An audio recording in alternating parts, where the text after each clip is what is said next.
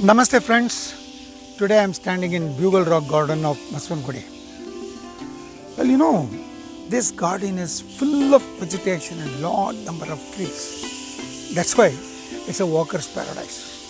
If you come in the morning, you will see large number of people coming here for the fresh air. Well, let me begin today's tale. My today's story revolves around mysterious and curious pits found in most of the rocks of this Bugle rock garden. According to geologists, the entire city of Bengaluru rests on a very huge rocky layer called peninsular gneiss. Well, it is so strong that even very high magnitude of earthquake cannot shake the city. You may experience some tremors, that's all. A sudden eruption in a mammoth size of this rock can be seen in Lal Bagh behind the glass house. It is a declared geological monument of the country. Well, in addition to this, you do find such elevated places in some other parts of the city. Though not in this dimension, there are various rocks and boulders of smaller sizes and dimensions. Mahalakshmi Layout or Rajaji Nagar or Ragigudda are some of the such elevated places. These are all called hillocks or high grounds. Well friends, Bengaluru can also be called as city of high grounds. Basavanagudi is one such elevated place. That too, the Bugle Rock Park which I told you where I am standing now. Then how is it different from other hillocks? Well, you see, here you find a huge number of rocks and boulders of varied sizes and dimensions. That's why long back it was called Rock Garden of the city. But in the beginning I said, I am standing in Bugle Rock Garden. Well, then what has this bugle to do with these rocks? The one in Lal Bagh and other rocks in other elevated parts of the city, including the ones you find in this Bugle rock. They are all very, very old rock formations. Can you guess how old they are?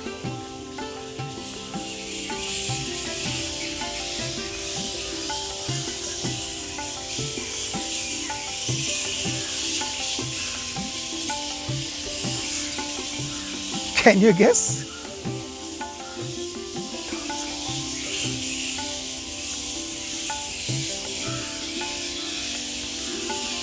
They are all 3,000 million years old rock formation. Very rarely found in other parts of the country. Well, I am standing in Bugle Rock Park, but I told you about the rock formation. Then obviously, what are these rocks to do with the Bugle? Kempegowda, who built the earlier city, made this well-planned town a highly prosperous city. So the problem was the chieftains around the city were likely to come and attack the city anytime. So the second Kempegowda, his concern was to protect the city from these intruders. So what he did was, he built some watchtowers and some of these elevated places of the city. And one such location he identified to build such a tower was an Elephantine Rock found in this rock garden. Look at this. This is the Elephantine Rock I am referring to. Look at this friends, the huge and mammoth size of the rock. It appears to be a monolithic structure and it does look like an elephant. Look at the height of this, not less than 50 to 60 feet high. And look at the width of the rock. Wow, what a great rock formation. Many chroniclers of the city's history believe that during that time, a sentry used to be placed in these towers. He, somewhere in the evening, would blow the bugle and also show the lighted torch which could be visible from all the other watchtowers of the city.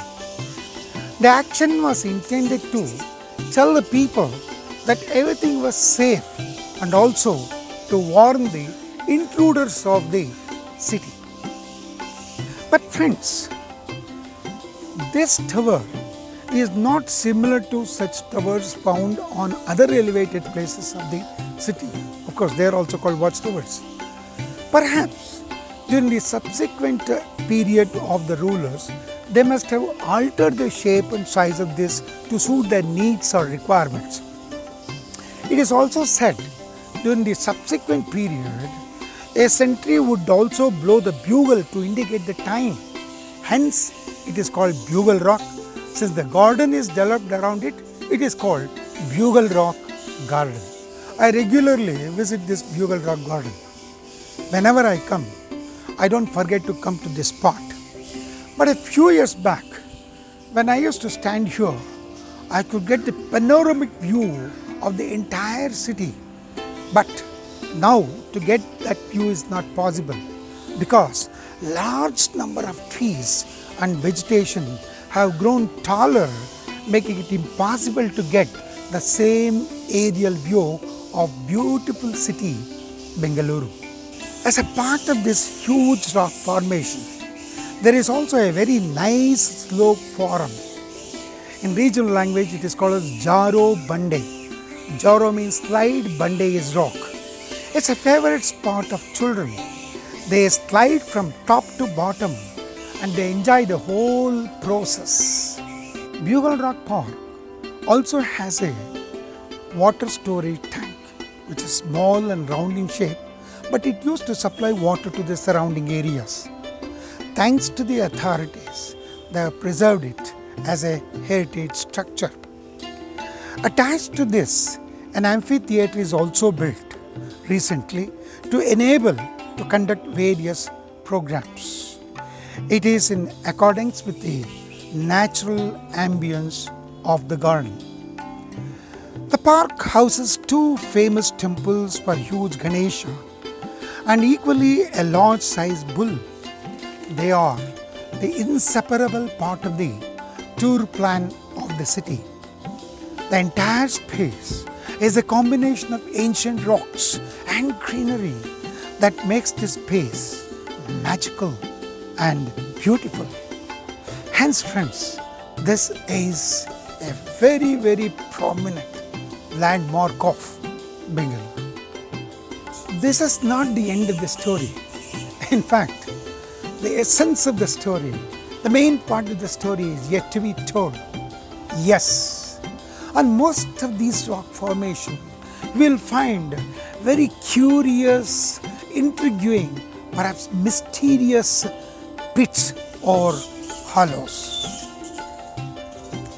Mr. Vemagal Somashekar, one of the senior historians of the city and of course a close friend of mine, has made a deeper study of these pits and has documented them in his book. This is his book called Adunika Bengaluru, which means the modern Bengaluru, and he is Mr. Vemagal Somashekar.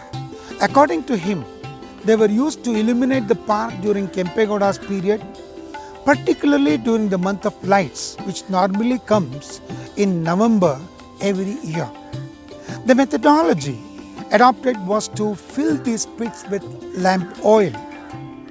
A long pipe of bamboo or a metal stuffed with oil-soaked cotton or cloth would be fixed in the smaller pit made at the center of the bigger one. All of these hollows were used to be fixed with such torches, and when lighted, they would not only illuminate the park and the surrounding precincts, but could be seen from far-off localities of the city.